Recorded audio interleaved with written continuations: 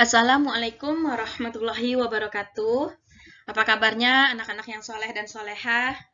Kalian jangan bosan ya ditanya kabar ya. Mudah-mudahan kita semua dalam keadaan sehat. Baik, ketemu lagi sama Ibu di pelajaran tematik.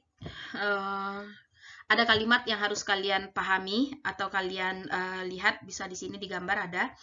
Allah menciptakan manusia dengan harkat dan martabat yang sama. Nah, ini ada kaitannya dengan pelajaran kita selanjutnya. Semangat!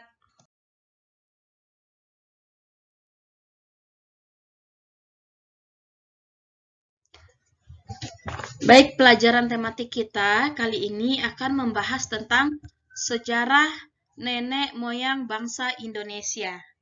Nah, menurut para ahli sejarah, nenek moyang bangsa Indonesia kita itu berasal dari daerah Yunan, Tiongkok Selatan. Nah, perpindahan penduduk yang besar dari daerah Asia ke kepulauan-kepulauan di selatan itu dimulai sejak tahun 2000 sebelum Masehi hingga tahun 500 sebelum Masehi. Perpindahan mereka ke wilayah Indonesia itu karena terdesak oleh bangsa lain, bangsanya yang lebih kuat. Jadi tempat tinggal asal mereka itu sudah tidak bisa lagi memberikan kesejahteraan dan kenyamanan hidup. Kedatangan nenek moyang bangsa Indonesia itu terjadi dalam dua gelombang. Di sini bisa kalian lihat. Gelombang yang pertama yaitu sekitar tahun 2000 sampai 500 sebelum Masehi. Nah, itu namanya Proto Melayu atau Melayu Tua. Yang gelombang kedua itu sekitar tahun 500 sebelum Masehi. Namanya Deutero Melayu atau Melayu Muda. Nah, jalur penyebarannya bisa kalian lihat. Gelombang pertama itu dari Yunan melalui Filipina, menyebarnya ke Sulawesi Utara, ada Maluku, ada Papua.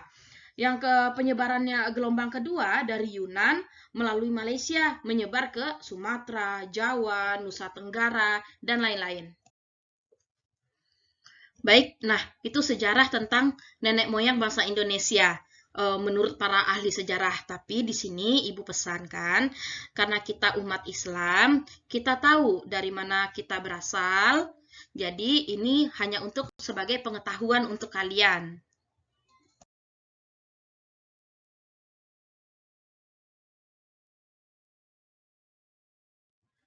Baik, selanjutnya itu ada macam-macam suku bangsa Indonesia.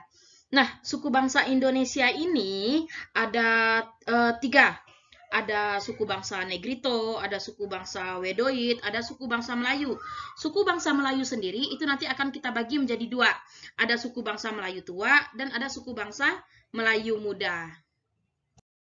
Baik, kita akan bahas yang pertama.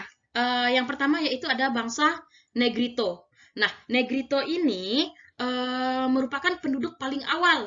Dia paling awal yang ada di Kepulauan Melayu. Nah, Negrito ini juga disebut dengan orang Semang. Nah, ciri-ciri orang Negrito ini kulit hitam, rambut keriting, tubuhnya pendek, mungkin lebih kurangnya seperti orang Papua.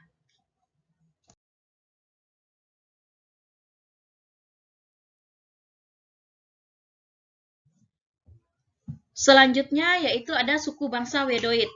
Jadi, suku bangsa Negrito dan suku bangsa Wedoid ini itu merupakan penduduk asli. Nah, jadi dia penduduk asli yang mendiami kepulauan Indonesia. Wedoid itu sama dengan kayak yang di Indonesia, sama kayak suku Kubu di Jambi, ada suku Gayo di Danau Air Tawar, ada suku Mentawai di Kepulauan Mentawai, ada suku Toala di Sulawesi. Nah, ciri-ciri bangsa Wedoid ini tubuhnya sedang, nggak besar, nggak kecil, jadi sedang.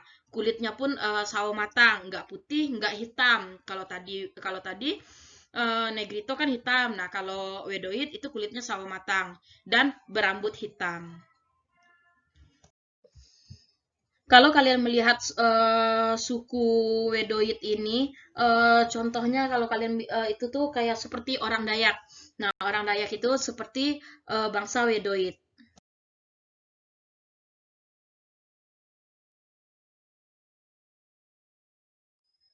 Baik, Selanjutnya ada suku bangsa Melayu. Nah, tadi kan Ibu udah bilang suku bangsa Melayu itu kita bagi lagi menjadi dua, yaitu ada suku bangsa golongan Melayu tua dan ada suku bangsa golongan Melayu muda. Nah, golongan Melayu tua itu kebudayaannya masih asli. Kebudayaannya itu belum dipengaruhi oleh kebudayaan lain. Jadi mereka tuh menganut kepercayaan animisme dan dinamisme. Nah, suku Melayu tua ini contohnya yaitu suku Dayak di Kalimantan, suku Toraja di Sulawesi Selatan, ada suku Batak di Danau Toba. Selanjutnya, golongan Melayu muda.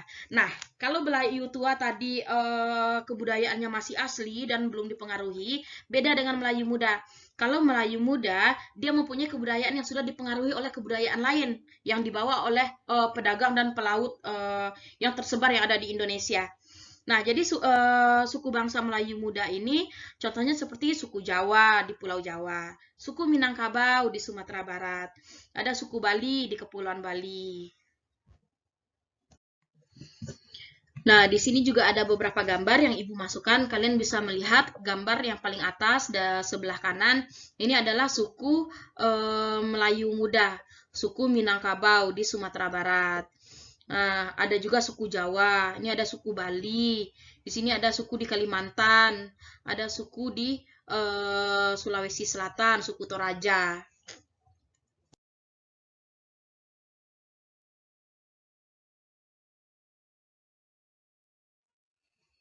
Baik, yang terakhir yaitu penyebab keragaman suku bangsa di Indonesia. Nah, apa sih penyebab keragaman suku bangsa di Indonesia?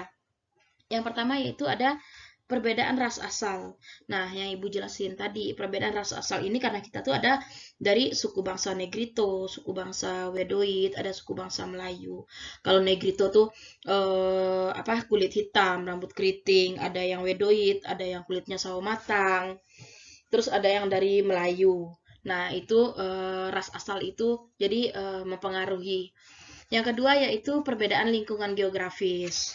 Nah, perbedaan lingkungan geografis ini contohnya tuh ada yang tinggal di daerah pegunungan, ada yang tinggal di daerah pesisir. Nah, itu udah otomatis berbeda. Yang ketiga yaitu perbedaan latar belakang sejarah. Nah, perbedaan latar belakang sejarah ini tadi yang Ibu bilang, banyak yang sudah bersentuhan dengan budaya dari luar. Ada juga yang tidak tersentuh budaya dari luar. Itu contohnya ada suku Baduy, misalnya suku Baduy yang di Banten. Itu dia ada Baduy dalam dan Baduy luar. Nah, itu ada yang tidak tersentuh dengan budaya dari luar. Nah, yang keempat atau yang terakhir yaitu perbedaan agama dan kepercayaan. Nah, contohnya di suku Bali. Di Bali itu banyak orang yang menganut agama Hindu, bahkan sebagian besar agama Hindu. Sedangkan di Sumatera Barat atau di Minangkabau itu menganut agama Islam. Baik, sekian penjelasan dari Ibu tentang asal-usul atau nenek moyang bangsa Indonesia. Lebih kurangnya Ibu minta maaf. Wabillahi taufik wal hidayah. Wassalamualaikum warahmatullahi wabarakatuh.